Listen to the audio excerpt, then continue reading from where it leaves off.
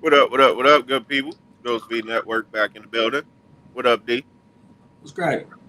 Chilling, chilling, figuratively and literally. You know, Little, it's coffee out, bro. Chill. it's a little chill out here this morning. You know what I'm saying? But it is what it is. We back and we talking about some Kuroko's basketball. It's March Madness, so why not? Oh, absolutely. So, Shout out to all the lower ranked teams that beat some of them upper ranked teams already. best game yesterday was my personal opinion was Oakland versus NC State. Oh yeah, See, that like in was the a good one. high season. Overtime. I still think Oakland might have won if the refs got that call right at the end of the second half. It looked like we as people looking at a TV screen and it's super zoomed in, and you could see like it hit his pinky, but like his whole hand didn't go forward or anything with the force. Like typically would happen. I don't know how good their computers are that they see. Yeah, It should be at our level. But if you don't zoom in and you don't see his hand move, it doesn't seem like anything made the ball move.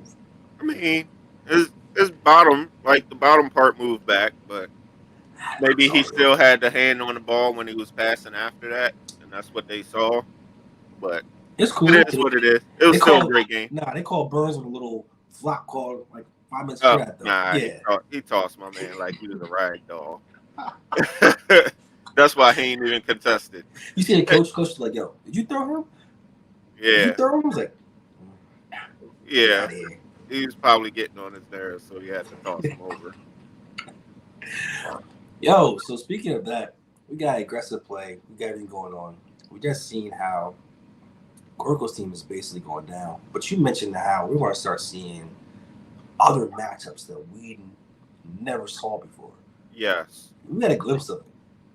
So the first, I guess, is episode 22 and 23 are once again a little bit of a filler before the action starts ramping back up. But basically, Tyga is trying to figure out why the coach is having them basically run the whole time that they're there for training. Yeah. He hasn't played any scrimmages against the Soho team in Mid Arena, who's the 3 point specialist. He played no games against them. Nope. And they still trying to figure out though why they beat them 3 times, but the game wasn't as easy as it was when Tiger was there. Yep. Like they played without Tiger and was still close in these scrimmages. So that shows you right there that they already getting stronger as a team. Yes. So Now I know you say it's filler, bro. I get it. But this is like one of there's a word that's a little above filler, is what I want to call these episodes. yeah, Because yeah, like the key point with Minorino, 3 point shooter, is that he gave Tiger the key to what his weakness is. right. They're outside. You mentioned they didn't play. He's outside getting frustrated, and it's like you got like a little lobby, a park out there, a little court, and you see him basically telling him that we'll check up, play 1-on-1. You can jump as high as you want to. Even one point showed him jumping as high as like the top of the backboard. Yeah, that He was with the says coach. he says I always know you're going to dunk. So all I gotta do is time my jump enough to meet you at the rim. I don't care how high you go, you got to come back down. And I was like, yo, that's so smart, but so Yeah, true. If the only thing you're gonna do is a straight dunk, I don't have to jump when you jump. right. And then we also realized that Tiger jumps kind of weird. So he's right-handed, and usually right-handed people jump higher off of their left foot. Mm-hmm. But his is the opposite. He jumps higher off his right foot.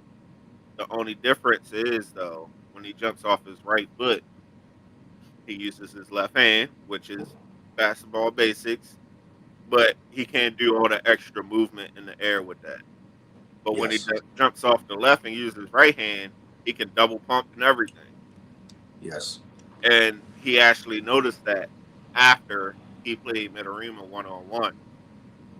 So like even doing the aerial assault, and that's what he wants to do. Everything else, he can do that because he can jump higher. But he has to develop, and what the coach has been doing the whole time is getting your legs stronger, son. So you Right. actually can do this because we've seen almost a couple games, real key games, his legs gave out to the point Yep. that his body just wasn't ready for it. So it's I'm looking forward to seeing him play again next. But he wasn't the star of this particular 3 episodes. No, no, no. So the next episode is kind of like a backstory of when Kuroko and Kaize meet. And I know people probably like, yo, why did they jump from them training to Kuroko and Kaize backstory? After the training, they was actually in the town that some of the games were happening in. Mm-hmm. And the first game that's happening after all this is Kaize versus Almine. Now, was that a championship game? Because once they lost, this is a championship game of the actual series they lost, or this is a brand new cup? So I just think it's an extra bracket, I believe, because it's Okay. not the Winter Cup yet, Nah. but I think it's an extra bracket. Bet. So it's Kaize versus Almine. You got the straight nasty versus the copycat. And it's So crazy because like the backstory shows, it shows basically the long story short. They show Kaiser just wanted to be him, wanted to be like he beat everybody else, and they actually find the veterans. I mean the varsity team, and he wasn't as good as everybody else was. Amani was bestly he was far superior to everybody else, and they played 1-on-1 nonstop. So he actually learned his style and played against him 1-on-1 more than anybody else. right. So they was showing that, like you said, first Kaize was just a straight model, and he was like, "Yo, I want to join the club. I'm gonna play some basketball." And Kuroko actually ended up being his mentor. Mm-hmm. He was like, "Yo, how is he a mentor and he's trash?" But the Yes. whole time, you got a glimpse of the rest of the generation on him. Yes.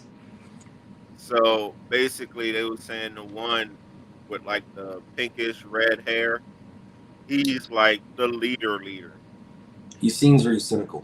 Like he Right. seems that's the guy Like you said that plays mind games, right? yeah, he's the one that basically put Kuroko and Kaize together so Kaize can see why Kuroko is a regular. And then you got the big one, purple Yes. hair, like he's a giant. Yes. So Always eating. right, Always a freaking eating. right. So now we get to the start of this game, and it's like, all right, like everybody is hyped because they don't know who's gonna win, Mm-hmm. and it's like nobody really seen any generational play against each other in a real game.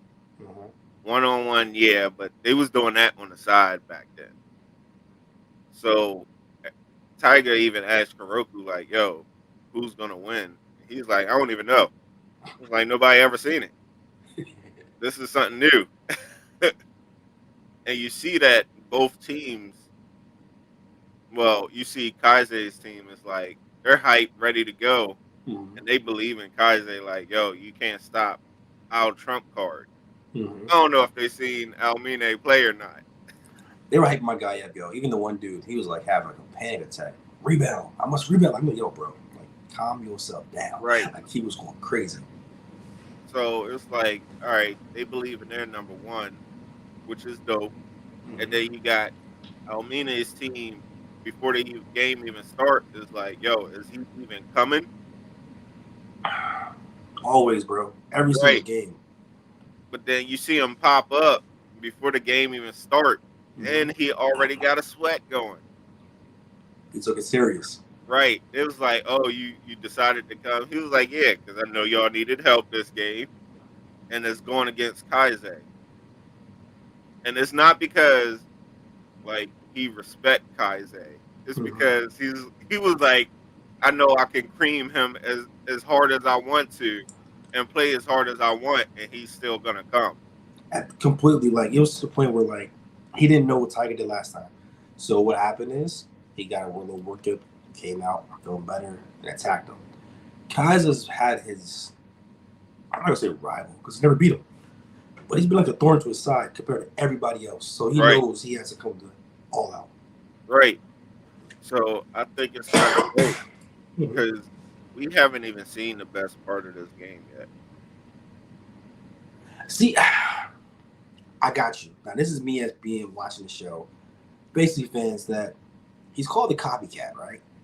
But it seems like he takes time or he can't use it for that long of a time period. Same thing with everyone else. Like there's a certain time spurt they have to get into whatever, I guess, zone they got. So this man, the first they're going back and forth, back and forth. You still can't stop him. Kobe's Kobe. He's going to do what he want to do. But you see the team play. They're not going away. They're not going away. And the next thing you know, he's like, Coach, I'm ready. What we talked about before, I think it's time. What y'all talking about before? What's going on? This man started pulling the moves out, and everybody was like, yo, not only can he pull the moves out, he's moving like him, he's scoring like him. It's like you are doing a mirror image against yourself. But Right, y'all never played against him before. I right, have. And plus, my team is better than your team. Let's get it now.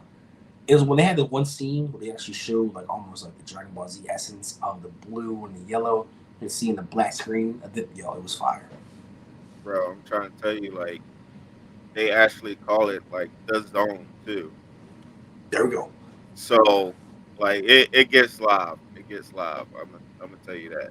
I can't wait because like we Like seen it's like crazy. the glimpse of it's about to be like third quarter. Things about to get crazy. Like I want Right, Kaiser to win so bad, only because it's gonna make. First of all, first episode we've run out why Kaiser wanted Kuroko. We see in the backstory that they were the team.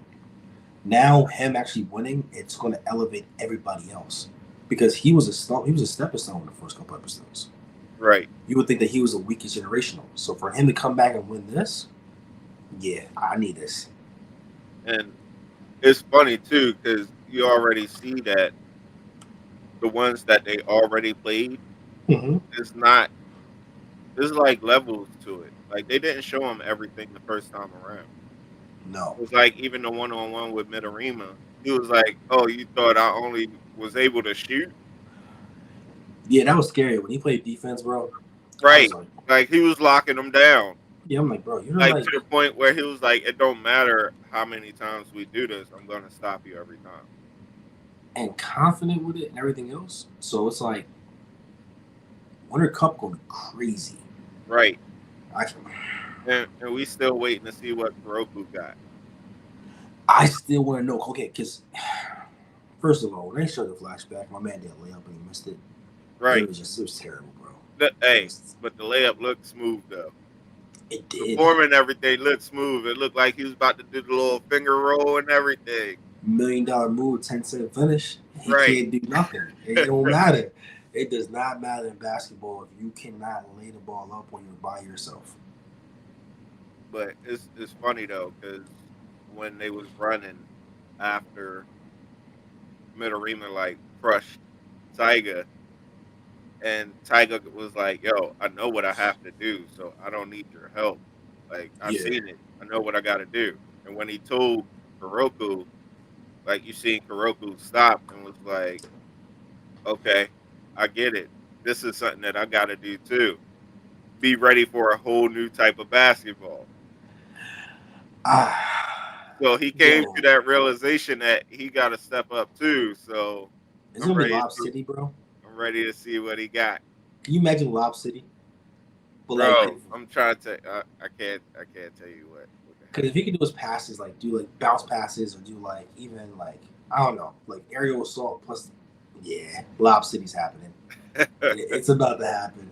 Like not the DeAndre Jordan Lob City. I'm talking about like a Tyson Chandler, Chris Paul, New Orleans, like that. That was the original. That's yeah. I need that.